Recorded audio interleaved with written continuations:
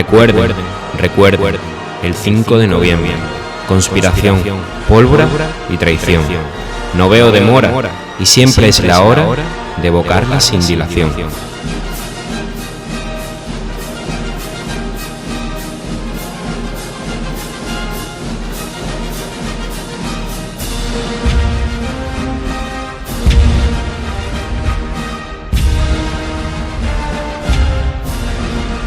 ¿Justicia o venganza? En nuestra sociedad entendemos hacer justicia como penar a una persona por transgredir una determinada ley.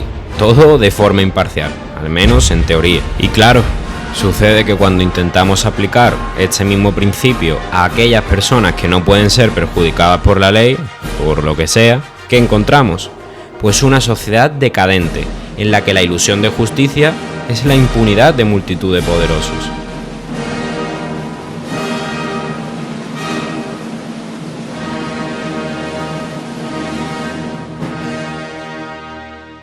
Año 1604.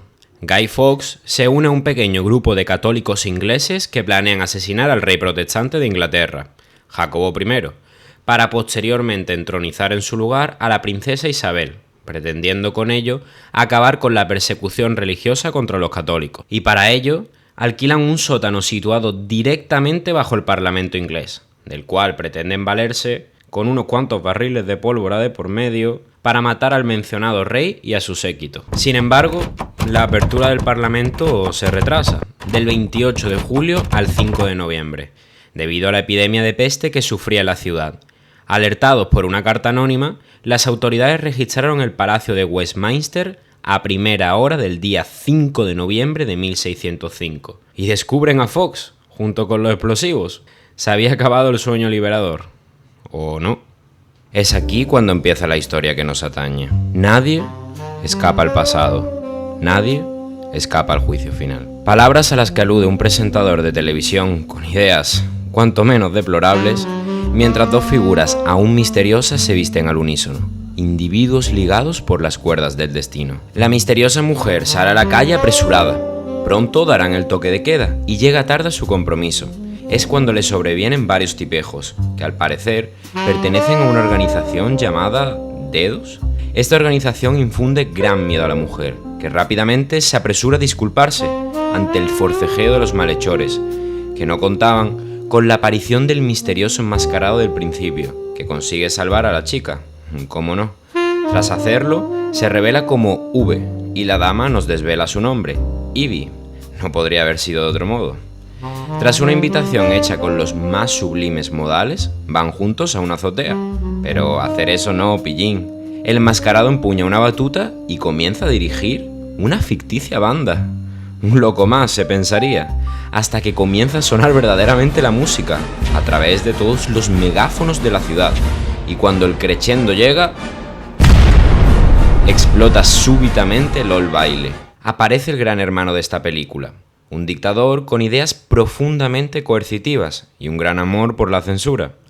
Él, junto a todos sus pupilos, están bastante preocupados, dada la situación actual, y por no haber podido identificar al misterioso terrorista. Los medios se hacen eco de la noticia, y claro, ¿cómo no? La tergiversan a placer para que parezca que la explosión ha sido un acontecimiento programado.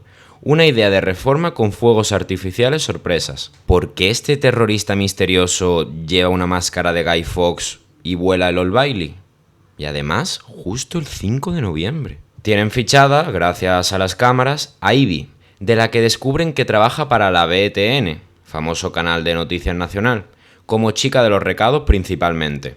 Sus padres eran activistas. Ella fue a un programa de ayuda de menores. Llegan a las oficinas de la BTN un cargamento de máscaras de Guy Fawkes y poco después aparece V, amenazando con inmolarse si no se emite el vídeo que él desea, y así se hace. El vídeo resulta ser un llamado al pueblo. Comienza hablando del poder de las palabras, de la verdad que contienen, que algo va mal en este país, crueldad e injusticia, carencia de libertad, censores por doquier. ¿Quién tiene la culpa? Para ello les dice, no tenéis más que miraros al espejo. No los culpa por ello. Sabotearon el sentido común del pueblo y les hicieron acudir al líder actual, Adam Stadler, que prometió paz y orden, pero claro, a cambio de sumisión silenciosa y obediente. Anuncia que ha destruido el Old Bailey para recordar a este país lo que ya ha olvidado, que hace 400 años un gran hombre cometió una gran hazaña para demostrar que palabras como igualdad, justicia, son algo más que palabras, son perspectivas. Si alguno siente algo de esta impotencia, les invita a ir frente al Parlamento dentro de un año a dar un 5 de noviembre que no podrán olvidar. Se acaba el vídeo y hay un pequeño detalle. V tiene que salir de la BTN. Se vale para ello de la multitud de rehenes a los que le ha puesto la máscara de Guy Fawkes, la que él mismo lleva, y con una inteligente treta consigue salir. O casi. Lo detiene en rotundo un policía, pero se ve ayudado por Ivy, ya implicada en el asunto hasta el fondo. V tiene que tomar una resolución y decide llevarse a su estancia a Ivy. Es que no tiene otra opción, dadas las circunstancias. Tras lo sucedido, los medios siguen intentando adoctrinar. Aluden falsamente a que el terrorista, V, ha muerto, cuando sigue vivito y coleando, vaya. La estancia de V resulta ser un reducto cultural del más bello estilo. Multiplicidad de libros, esculturas de personajes importantísimos, cuadros bellísimos. Un popurrí de elementos culturales que denotan el vasto conocimiento de V. Aparece de improviso y nos anuncia que la colección de su casa, la Galería de las Sombras, como él le llama, las ha confiscado. Y nos deja un bello comentario sobre cómo no se puede robar al que censura, pues robar implica propiedad, y el gobierno no era poseedor de tales obras. Ivy comienza a arrepentirse de las decisiones tomadas y prorrumpe contra V. Desea irse a casa, pero V es consciente de que, por su propia seguridad, no debe dejarla ir. Si la dejara, o si no la hubiera recogido, habría sido encarcelada, torturada y probablemente muerta. Tiene que quedarse ahí hasta el próximo 5 de noviembre, un año entero. Ivy se enfada, pero al final acaba por comprenderlo y agradecerlo. Mientras V prepara el desayuno, se descubren unas torturadas manos, que al parecer son fruto de un incendio sucedido tiempo atrás. Comienzan una reveladora conversación. Ivy le pregunta si volar el Parlamento va a hacer de este país un lugar mejor. V responde que nada es seguro, que todo es probable, pero que en ningún caso el pueblo debería temer al gobierno, sino este al pueblo. El edificio es un símbolo, como lo es el acto de destruirlo. Los símbolos tienen el significado que la gente quiera darle, y cuando muchas personas participan del mismo símbolo, entonces volar un edificio puede cambiar el mundo. V le hace una mortal visita al presentador de televisión del principio, Lewis Protero. Comandante Protero lo llama. Es su graduación de cuando se conocieron, hace muchos años. El inspector Finch, que es el detective encargado en el caso de V, acude al lugar del crimen ya producido. Desde el partido están preocupados por la pérdida de La Voz de Londres e intentan ocultar su asesinato con nuevas invenciones. Ni huellas, ni pelos, nada. Solo se han encontrado multitud de drogas en su casa. Protero era al parecer una de las personas más ricas del país, accionista mayoritario de la farmacéutica Viadoxic. Ven el suceso de la muerte de Protero en la tele, e Ivy sabe que la presentadora miente por la frecuencia con la que pestañea. Empieza a atar cabos y le pregunta a V por su pase de seguridad, que no está, y es cuando sale a flote que lo ha matado. La violencia puede usarse para el bien. No hay tribunales en este país para gente como Protero. Hay que hacer justicia. Los investigadores se dan cuenta de que Lewis Protero estuvo a cargo del Larkhill. Deciden indagar por esa línea y se dan cuenta del gran vacío informativo que hay sobre esto. Los archivos no existen, se han borrado o se han extraviado convenientemente. Ivy comienza a urgir un plan. Para ello le cuenta un poco de su vida a V. Le habla de su padre escritor, de cuando su hermano murió. Al parecer este era estudiante del St. Mary, algo que entenderemos más adelante. Sus padres se hicieron activistas desde entonces, justo cuando Adam Statler ascendió al poder. Y claro, acabaron extorsionados y muertos. Le pide que si puede ayudarlo en algo, que por favor se lo haga saber. Los investigadores consiguen un disco duro sobre lo del Larkhill. En este aparece la suma cantidad de médicos asociados a esto, además de que el padre Lilliman, ahora obispo, ganaba 200 de los grandes por mes en dicho campamento de internamiento. ¿Cuánto dinero, no?, para pedirle a Dios. Este obispo, con gran devoción por las niñas pequeñas, Acude a su santa quedada con una de ellas, pese a que le han dicho que es un poco mayor a lo que acostumbra. Es Ivy la chica en cuestión, que le cuenta que V quiere asesinarlo, pero este lo cree como parte del juego sexual y acaba por morir a manos del Vengador. La organización de los dedos decide meterse en el asunto, ante la ineptitud para resolver el caso del inspector. Este acaba por ser amenazado por la organización. Se le insta a que deje de remover en el pasado y se centre, por su bien, en resolver el caso de V. Ivy ha delatado a V, y claro, sale huyendo despavorida. El papel con el que empezó a urgir su plan, sí ese, contenía la dirección de Gordon Dietrich, otro presentador televisivo. Este mucho más crítico con el gobierno, cabe decir. Desde el comienzo notamos grandes similitudes entre este personaje y V, comenzando por frases que ambos dicen de forma idéntica, hasta el hecho de cocinar los huevos de la misma manera. Le enseña una estancia secreta de su casa, que contiene multitud de elementos raros, como un cuadro irónico que va en contra del dictador, una copia del Corán del siglo XIV, casi nada, vaya. Lo conserva por puro placer, pero como el régimen lo encuentre, acabaría represaliado duramente. Al fondo se ven unas imágenes de actividades sexuales de índole sadomasoquista, gusto que tiene que esconder para poder conservar su trabajo. La forense le dice a Finch que no se puede saber nada por el cadáver, dado que V ha usado tóxicos que todo Londres tiene en sus hogares. Le pregunta si puede ayudarle con la identificación de una rosa, puesto que antes era botánica. Es una Violet Curzon. Se conmueve al verla. Al llegar a su casa, saca un libro rojo de una caja fuerte. ¿Qué será? Los investigadores prosiguen su labor. Encuentran una lista en la que se ve cómo V ha matado todos los del Larghill, todos menos a uno, una persona que huyó y se cambió el nombre. Descubren que la forense fue la que cambió su nombre. V le hace una visita a la atormentada forense, que se ve aliviada al conocer su mortal destino. El pesar la carcome. Durante años ha pensado en suicidarse, debido al daño que le provocó a V y a sus congéneres. Se trata de excusar, pero sabe que todo el daño proferido fue por su culpa, y finalmente se disculpa entre lágrimas. Su sentencia ha sido dictaminada, antes siquiera de empezar la conversación. La policía no puede hacer nada por evitarlo. Llegan demasiado tarde. El detective encuentra el libro rojo que la forense había sacado de la caja fuerte, permitido, como es obvio, por V, que quiere que éste sepa la historia detrás de todo. Nos debemos remontar tiempo atrás, cuando la doctora Delia Surraich, la forense, fue contratada para hacer experimentos biológicos con personas, con la idea de mejorar la especie. Al menos así se creía. La doctora actúa con indiferencia y odio ante los perjudicados. Los desprecia. De las primeras 4 docenas, han muerto más del 75%. Solo hay un caso que sigue dando esperanzas. Mutaciones y anomalías así lo atestiguan. El susodicho no recuerda nada sobre su pasado. 5 de noviembre, el fatídico día. Fuego y explosiones por doquier. La doctora se lamenta. Todo el trabajo perdido y el hombre de la sala 5, V, la mira penetrantemente, pese a no tener ojos. Comienzan las dudas del detective tras leer este relato. Y así comienza a atar cabos. ¿Qué pasaría si el ataque biológico más atroz de la historia de Inglaterra no fuera obra de extremistas religiosos, sino del gobierno? Más de 100.000 muertos. Gordon comete una de las mayores perjurias que se puede hacer en una dictadura: ir contra el dictador públicamente.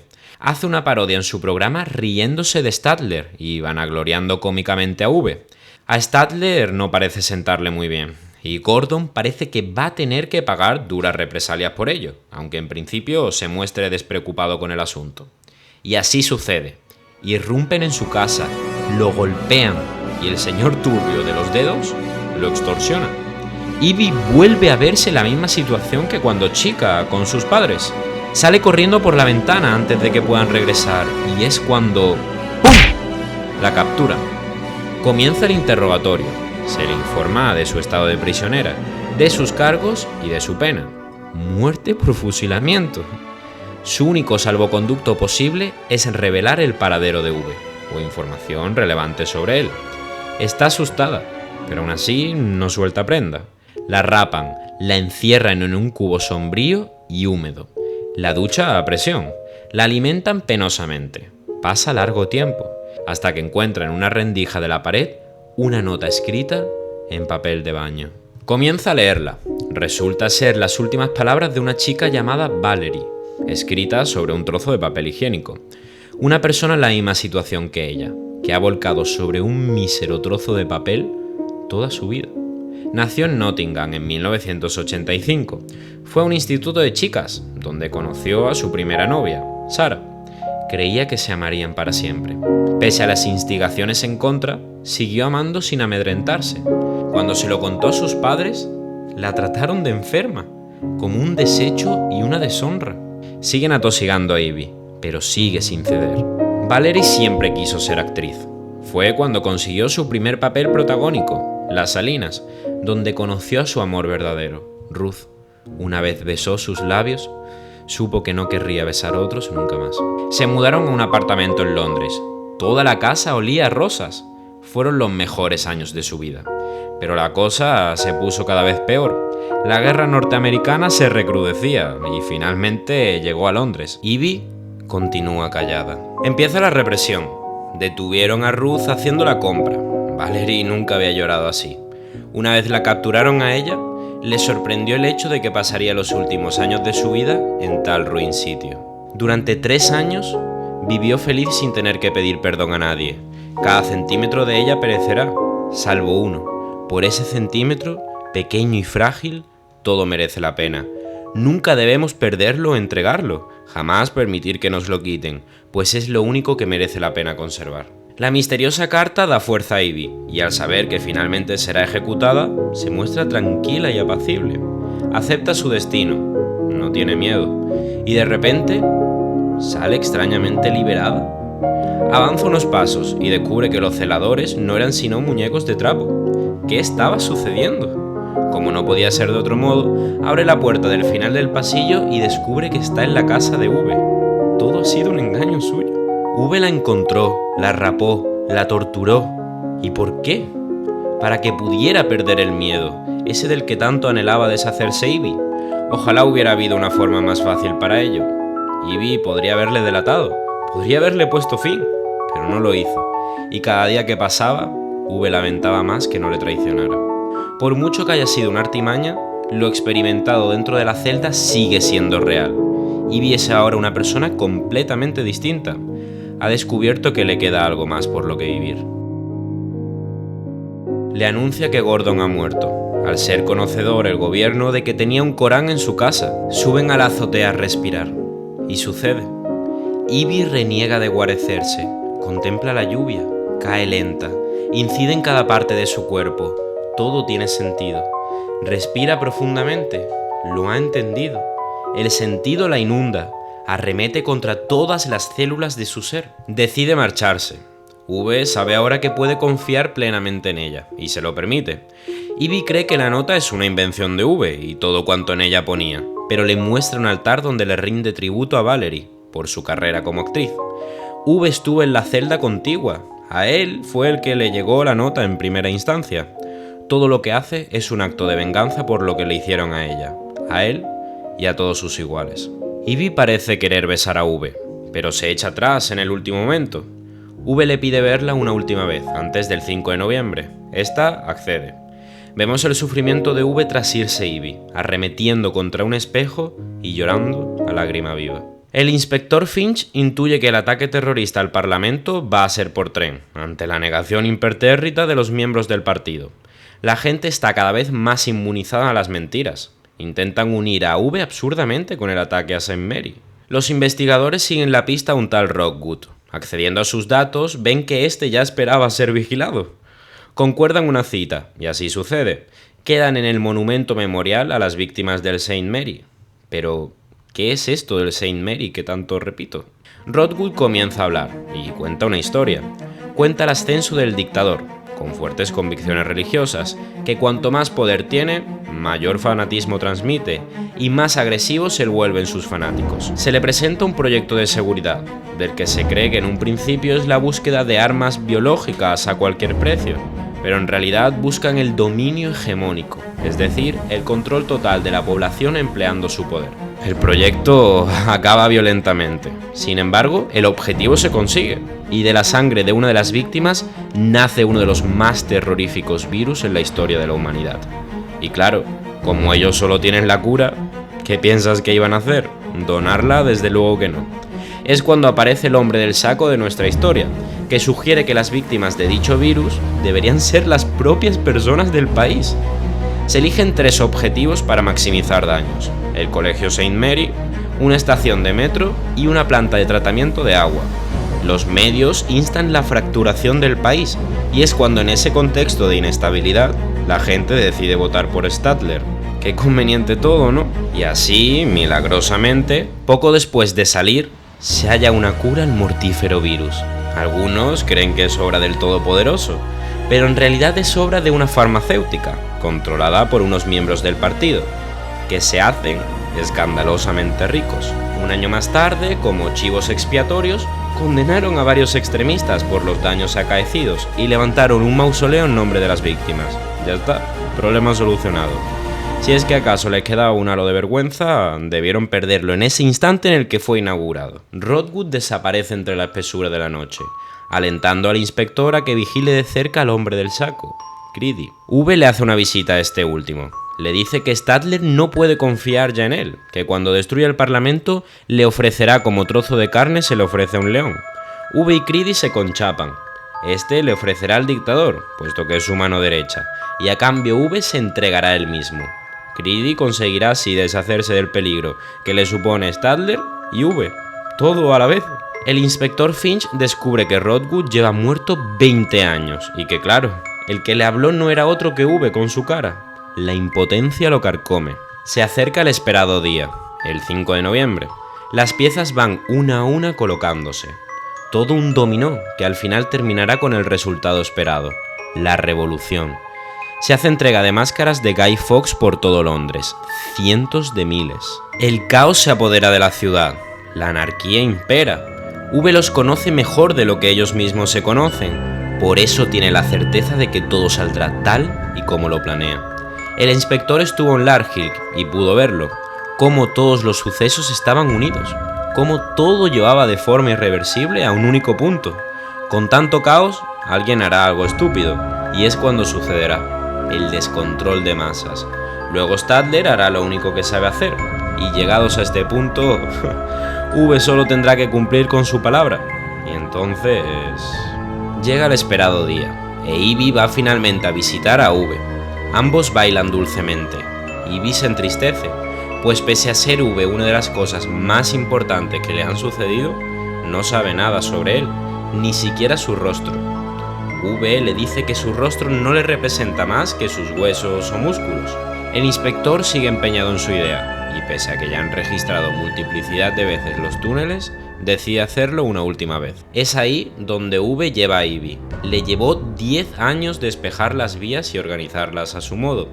Es por donde va a llevar a cabo su plan. Va a suceder, pero solo si Ivy lo desea. Este es el regalo que le hace V. Entiende que su mundo, el que ayudó a moldear, desaparecerá esta noche, y que es una elección de las personas del nuevo mundo elegir si esto se hará. Ivy representa a esas personas. V va a llevar a cabo su pacto con Creedy. Ivy le insta a que no lo haga, que pueden marcharse juntos, lejos. V sabe que no puede. No tiene ningún árbol que le espere. Es hora de que el ideal muera cumpliendo su propósito. Ivy lo besa con ternura. Aún así, V sabe que no puede y marcha hacia su destino. V se reúne con el señor Creedy, tal y como acordaron, y cumpliendo con su trato, le hace entrega del líder Stadler, al cual dispara. Ahora le toca a V, van a quitarle la máscara y... A partir de aquí, ¿para qué narrar? Cuando puedo hacer un edit de lo más épico con música de fondo.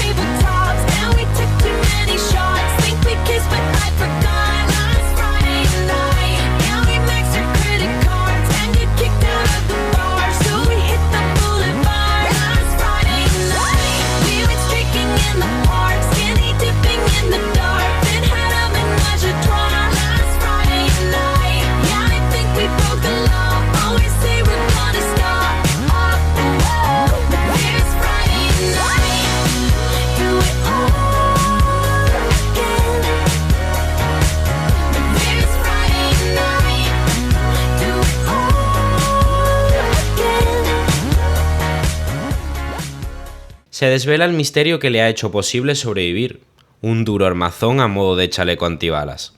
Pero aún así ha acabado gravemente herido, y al llegar al lado de Ivy cae en sus brazos abatido. Le dice cuánto lleva añorando este día, y cómo era lo más importante para él, hasta que la vio. Y se enamoró como jamás pensó que iba a hacerlo. Ese sentimiento es lo más bello que podría haberle regalado. Ivy improvisa en el metro cargado de explosivos una tumba V, rodeada de sus rosas y de esa última pieza de dominó que se mantuvo en pie. Cuando va a pulsar la palanca que acciona el mecanismo, aparece el inspector Finch, pero tras entender los motivos por los que se va a hacer, baja la pistola y permite a Ivy accionar la palanca. Llega la hora y la palanca finalmente se acciona. Miles de personas se aproximan al Parlamento con las máscaras de V. El ejército está plantado, listo para acribillar a todo el que se ponga por delante. Pero los individuos no se detienen en su andar y prosiguen como un pueblo unido. Miles de personas viendo cómo el Parlamento explota. V finalmente lo ha conseguido.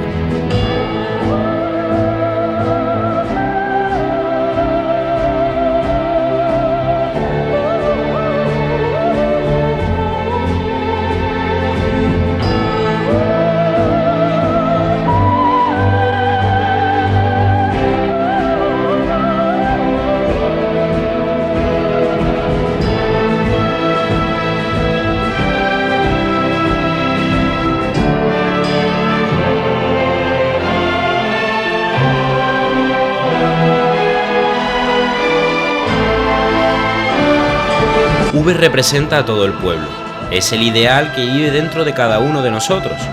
Por eso mismo se debe entender no como una unidad, sino como un colectivo personificado. Todas las personas que perecieron hasta llegar a ese punto, cuantos lucharon por hacer del mundo un lugar mejor, todos son V, todos participan del ideal.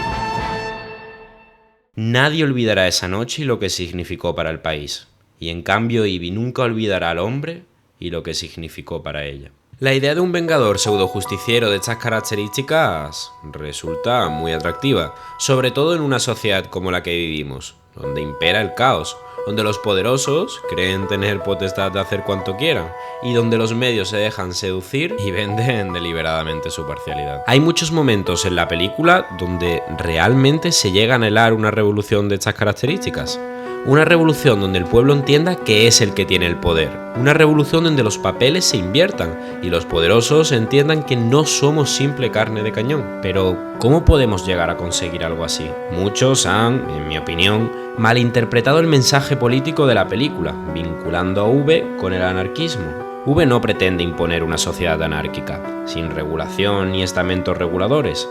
V ve en el anarquismo la antesala necesaria para purgar a aquellos que ostentan el poder, pero una vez cumplimentada esta misión, establecer una verdadera democracia. V concibe el caos como punto estrictamente necesario para que impere el orden. Solo a través de él, el pueblo logrará superponerse al dictador encubierto que guía su democracia, y una vez llevado a cabo esto, bajo unos cimientos críticos y sólidos, establecer una pertinente y legítima democracia. La pseudodemocracia es uno de los mejores inventos de la historia moderna, para encubrir el abuso de poder. La gente a día de hoy sigue creyendo que el sueño democrático ha sido logrado. En muchos de los países donde la democracia está impuesta, esta no es más que una ilusión vacua para ganar votos y justificar el bipartidismo, o, que también pasa, el unipartidismo. Pensémoslo detenidamente. ¿Existe la democracia? Ya no voy a entrar en si es mejor o peor o en si es un sistema viable. Simplemente, ¿existe? ¿Es democrático acaso que desde 1982 todos los presidentes españoles hayan pertenecido a los dos mismos partidos políticos? ¿Es esta la idea de democracia que tenemos? La democracia parte de la idea de que la diversidad de elección, sumada a la voluntad individual de cada individuo para escoger, llevará a la mejor elección posible. ¿Dónde está esa diversidad a la que tanto se alude? Las elecciones están predispuestas antes de ser llevadas a cabo. ¿Es uno u otro? E incluso se podría decir que es uno ya, puesto que ambos partidos son tan parecidos que resulta vergonzoso. ¿Cómo la gente siquiera puede plantearse votar a unos partidos de los que se ha demostrado corrupción? Me da igual derecha o izquierda, marxista o fascista, anarquista o sindicalista. Es exactamente lo mismo. Sencillamente, si un partido ha sido corrupto, bajo ningún concepto el pueblo debería acudir a ellos. Es como pretender que la misma persona que te maltrata y usa, luego busque tu bien.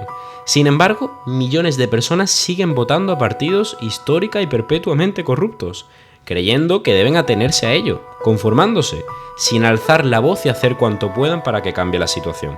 No nos hace falta una revolución anárquica para cambiar la situación que vivimos. Lo que nos hace falta es compromiso para ello. Protestar, quejarnos, no apoyar estos lobbies bipartidistas que se alternan el poder como quien se pasa el testigo. Nunca debemos desdeñar el poder del individuo en la sociedad. Las sociedades se construyen a partir de multiplicidad de personas, y estas son las que configuran las tendencias sociales y el pensamiento general de dicha sociedad. Así pues, debemos tener en cuenta que, para cambiar la situación, debemos empezar concienciándonos a nosotros mismos de ellos, después hacer cuanto esté en nuestra mano para hacerlo realidad. Protestar, ser crítico, no dejarse guiar por prejuicios o ideas preconcebidas, y posteriormente, concienciar a nuestro entorno de que el cambio empieza por nosotros. En el fondo esto es lo que otorga V, el ideal de acción a una sociedad frustrada y apática. Es la chispa que enciende el hacer del pueblo y que despierta su capacidad crítica. Gracias a V, entienden que no tienen que conformarse con su situación, entienden que ellos son los que tienen el poder y la potestad de cambiar las cosas. No se trata de apoyar un partido u otro como si de un equipo de fútbol se tratase. No se basa en desdeñar las ideas ajenas como unos divas sin siquiera preguntar al respecto. Se trata de ser crítico, de debatir, de entendernos, de llegar a consensos y puntos en común. Solo así funcionará la democracia, dejando nuestras diferencias de lado y entendiendo que todos queremos una misma cosa, el bien del país. V es esa idea que necesita el pueblo para colaborar. Es el que les hace entender que el odio a sus congéneres no los va a llevar a ninguna parte, que alguien no es malo por pensar distinto a ti. La diversidad de pensamiento es uno de los tesoros más ricos que tiene la humanidad, fruto de la suma complejidad de la razón. Abracemos esa diversidad ideológica, en vez de tratar constantemente de imponer nuestra cosmovisión. Solo así, como un pueblo unido, conseguiremos acabar con la corruptera política y el abuso de poder. Pero para ello debemos de ser críticos, dejar fanatismos de lado y exigir a nuestros políticos que hagan su trabajo debidamente. Que el Congreso deje de parecer Sálvame y que todos remen en la misma dirección, pese a sus diferencias. Pero para ello debemos primero cambiar nosotros, individualmente, como pueblo, puesto que la política de un país no deja de ser el reflejo de la sociedad de ese propio país. V nos da el camino, pero somos nosotros como individuos los que lo tenemos que recorrer, y así forjar el cambio. Oye, tú, suscríbete, que le he puesto mucho esfuerzo y no te cuesta nada. Así que venga, dale al botoncito, te espero. Y el me gusta también. Baby girl, tell me what your name is.